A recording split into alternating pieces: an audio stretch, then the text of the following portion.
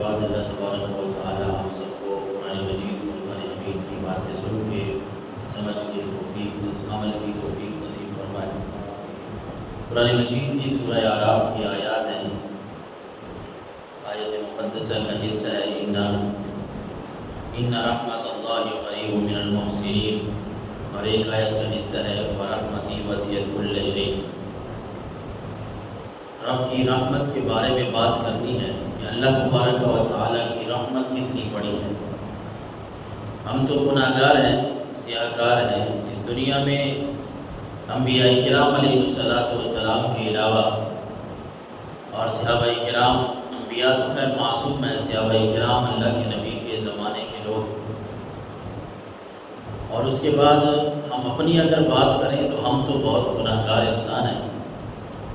لیکن مومن وہ ہوتا ہے جو امید اور خوف کے درمیان زندگی گزارتے ہیں، رب کی رحمت کی بھی امید رکھتا ہے اور رب کا خوف بھی اپنے دل میں رکھتا ہے۔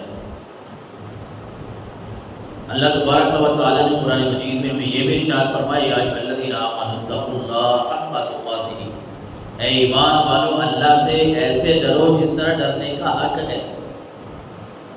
اللہ سے ایسے ڈرو جس طرح اللہ سے ڈرنے کا حق ہے۔ یہ صرف زبانی کلامی یہ نہ کہو کہ مجھے اللہ کا بڑا خوف ہے، میں بڑا اللہ سے ڈرتا ہوں، اور پھر بندہ دھوکہ بھی کر رہا ہو، فراڈ بھی کر رہا ہو، ملاوٹ بھی کر رہا ہو، یہ بھی کہتا پھرے کہ میں اللہ سے بڑا ڈرتا ہوں۔ نہیں ہے، بلکہ رب نے فرمایا حق تقاتہ، جس طرح اس سے ڈرنے کا حق ہے اس طرح ڈرو۔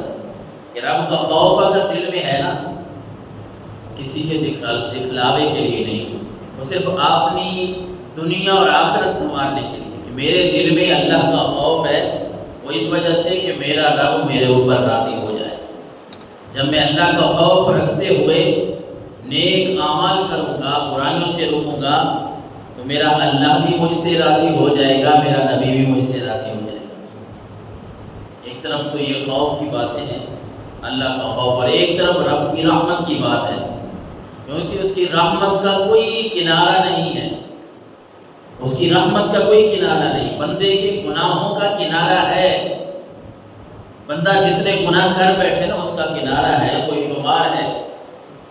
وہ فرشتے لکھنے والے ہیں، وہ لکھتے ہیں اس نے یہ گناہ کیا، اس نے یہ گناہ کیا، لیکن بندہ جتنا بھی گناہ گار ہو، گناہوں کو لکھا بھی جا سکتا ہے، ان کو تولا بھی جا سکتا ہے، لیکن قربان جاؤ رب کی رحمت پہ، نہ تو رب کی رحمت کا کوئی کنارہ ہے، نہ اس کو کسی پلڑے میں تولا جا سکتا ہے۔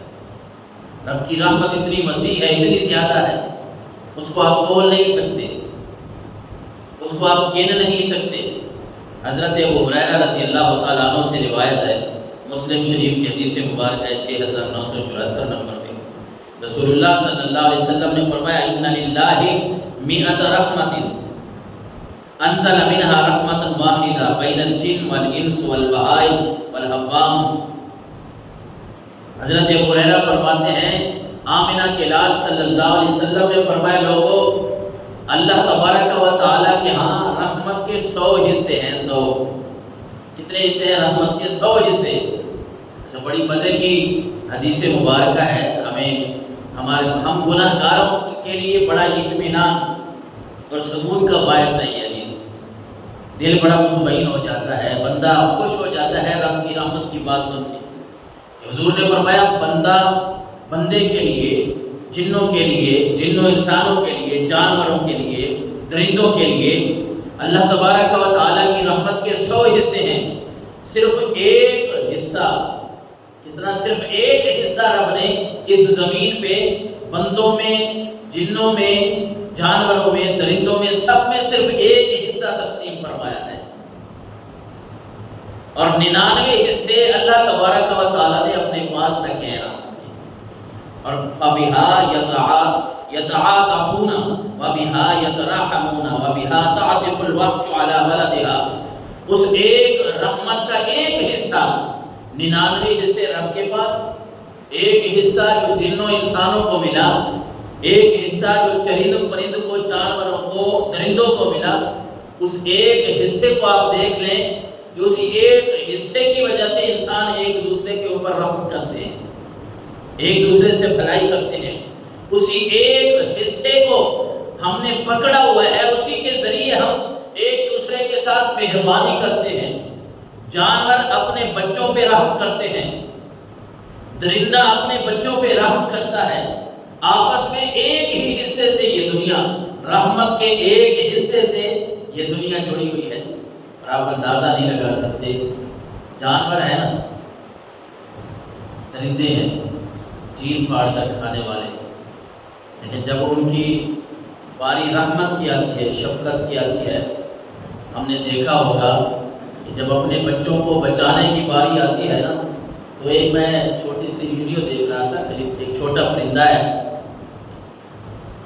ٹریکٹر ہل چلا رہا ہے، ٹریکٹر ہل چلا رہا ہے، ایک چھوٹا پرندہ ہے، اس نے زمین پہ اپنے انڈے جو ہے وہ دیے ہوئے، بچے ابھی نہیں نکلے، انڈے ہیں۔ اچھا، ٹریکٹر ہل چلاتے ہوئے جب اس کے پاس آتا ہے تو وہ پرندہ اپنے پر جو ہے وہ کھلا کے کھڑا ہو جاتا ہے۔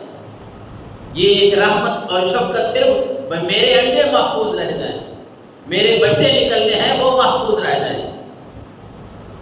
بندہ حیران ہو جاتا ہے کہ رب نے اس دنیا میں جو رحمت کا ایک حصہ نازل فرمایا ہے، اس ایک حصے سے یہ جن و انسان، یہ چرند، یہ پرند آپس میں کتنی مہربانی کرتے ہیں، کتنی شفقت کرتے ہیں۔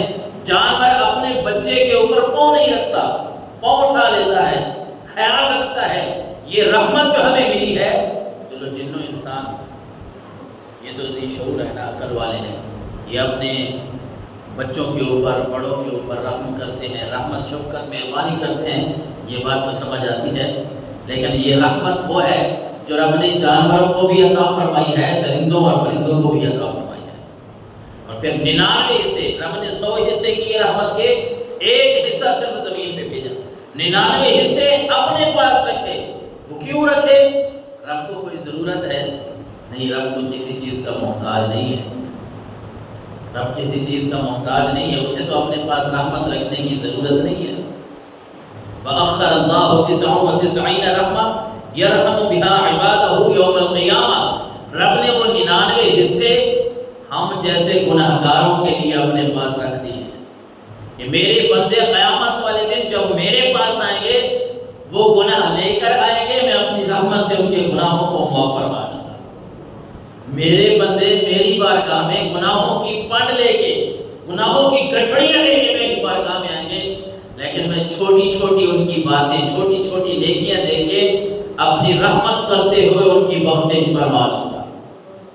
گناہ تو زیادہ ہوں گے، نیکیوں کا پلڑا اور گناہوں کا اگر یہ بات کریں تو گناہ تو ان کے بہت زیادہ ہوں گے، لیکن میں اپنی رحمت کے ان 99 حصوں سے اپنے بندوں کی بخشش فرماؤں گا، ان کے اوپر رحم فرماؤں گا۔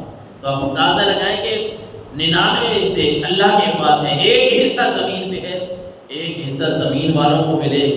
زمین والے انسان، جن، جانور، پرندے کتنے ایک دوسرے کے ساتھ مہربانی اور شفقت کرتے ہیں، اور جس رب کے پاس 99 حصے رحمت کے ہیں، وہ اپنے بندوں پہ کتنا رحم فرمائے، وہ کتنی